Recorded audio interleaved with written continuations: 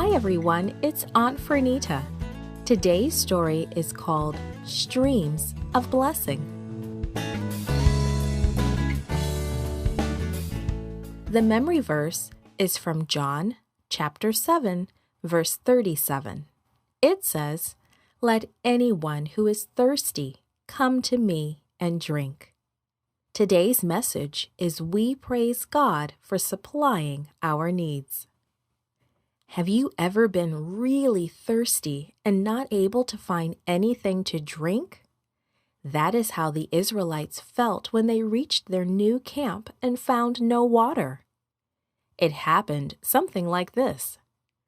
It was time to move again. The Israelites were getting used to making camp. They could put up and take down their tents very quickly now. Life in the desert was very different from life in Egypt.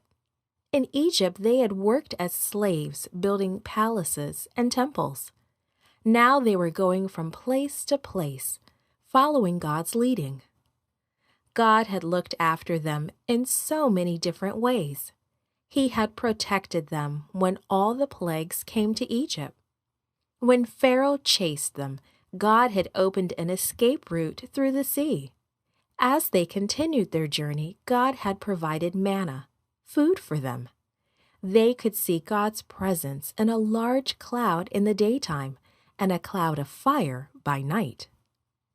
The desert was an unfriendly place. It became so hot during the day that you could almost cook on the hot stones.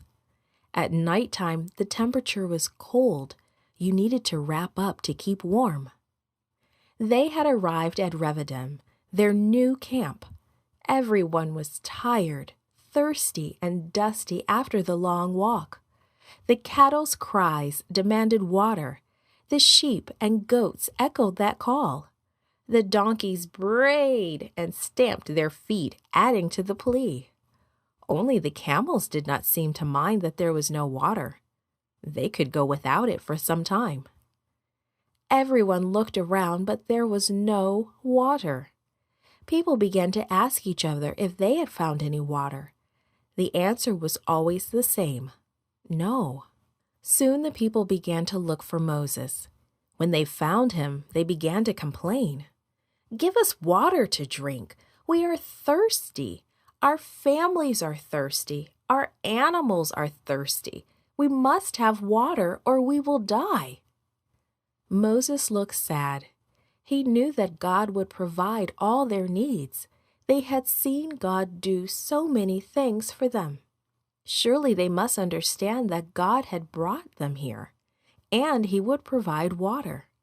Moses answered, "Why are you quarreling with me? Why are you putting God to the test?"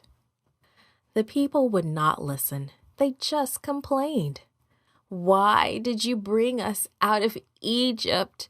We're all going to die." Moses did not know what to do. He turned to God in prayer. "What should I do with these people?" he asked. "They are almost ready to stone me." God answered Moses, "Walk on ahead and take some of the leaders with you. Bring the staff you used when I turned the waters of the river Nile into blood. I will go before you and stand by a rock at Horeb. Strike the rock, and water will come out of it." So Moses called the leaders and walked ahead. He found the rock and struck it just as God had said. Water came gushing out. Enough water for everyone. More than enough to water all the animals too. Once again, God supplied all their needs. God never changes. He still supplies our needs today. What a wonderful God. Created and produced by Falvo Fowler, this podcast is read by Franita Buddy Fullwood for Gracelink.net. Animation and artwork by Diogo Godoy. Audio is post-produced by Faith Toe at Studio El Piso in Singapore. The theme music is by Clayton Kinney. The audio engineer was Maurice Bailey.